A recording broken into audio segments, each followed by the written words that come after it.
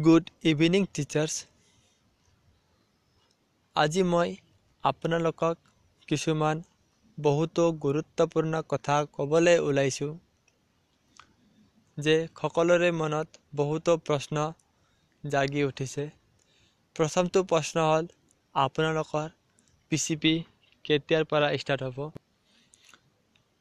আপোনালোকৰ PCPটো ষ্টাৰ্ট হ'ব ফেব্ৰুৱাৰী মাহৰ প্ৰথম সপ্তাহৰ পৰা। 2 নম্বৰ কুৱেশ্যন, আপোনালোকে যে এছাইনমেণ্ট কেতিয়া জমা কৰিব? ইয়াৰ উত্তৰ হ'ল যে আপোনালোকে এছাইনমেণ্ট তেতিয়া জমা কৰিব যেতিয়াৰ পৰা আপোনালোকক যিটো ষ্টাডি চেণ্টাৰত PCP কাৰ্য ষ্টাৰ্ট হয়। 3 নম্বৰ কুৱেশ্যন, আপোনালোকে এছাইনমেণ্ট কেইটা কুৱেশ্যনৰ এনচাৰ কৰিব? ইয়াৰ উত্তৰ মই দিম, আপোনালোকে প্ৰত্যেক বিষয়ৰ 5টাকৈ এনচাৰ কৰিব। 3টা 501, 502 আৰু 503 তিনিটাৰ মিলাই 15টা এনচাৰ কৰিব লাগিব। 4 নম্বৰ কুৱেশ্যন, আপোনালোকৰ ষ্টাডি চেণ্টাৰ চেঞ্জ হ'বনে? 4 নম্বৰ কুৱেশ্যনৰ উত্তৰ মই দিম যে আপোনালোকৰ ষ্টাডি চেণ্টাৰ যিটো চেঞ্জ হোৱাৰ আশা বহুতো কম।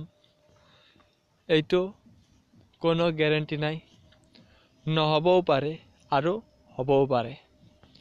এতিয়ালৈকে এই কথা খাটাংকে ক'ব নোৱাৰি যে চেঞ্জ হ'ব বুলি, কাৰণ চেঞ্জ নহ'বও পাৰে।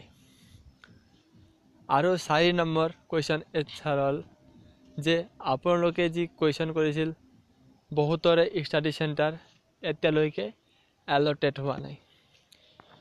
সেইসকল টিচাৰ্ছক মই ক'ম যে বেছিভাগৰে যিটো কামৰূপ ডিষ্ট্ৰিক্ট, সেই ডিষ্ট্ৰিক্টৰ যিটো ষ্টাডি চেণ্টাৰ এলটেড হোৱা নাই বা তাৰ উত্তৰ মই ক'ব বিচাৰিছোঁ যে আপোনালোকৰ যিটো 31 জানুৱাৰীৰ আগে সকলো টিচাৰ্ছৰ ষ্টাডি চেণ্টাৰ এলটেড হ'ব।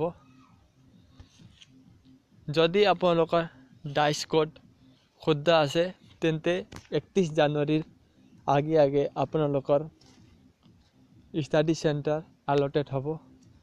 যদি আপোনালোকৰ যিটো ডাইচ কোড ভুল হৈছে নিচিনা লাগিছে তেতিয়া আপোনালোকে টিচাৰ ছেকশ্যনত গৈ আপোনালোকৰ ডাইচ কোড চেক কৰক। যদি ঠিকে আছে 31 জানুৱাৰী আগতে আহিব, যদি ভুল হৈছে তেন্তে আপোনালোকে টিচাৰ ছেকশ্যনত গৈ আপোনালোকে ডাইচ কোডটো শুদ্ধ কৰি লওক। আজিৰ বাবে ধন্যবাদ। জয় আই অসম।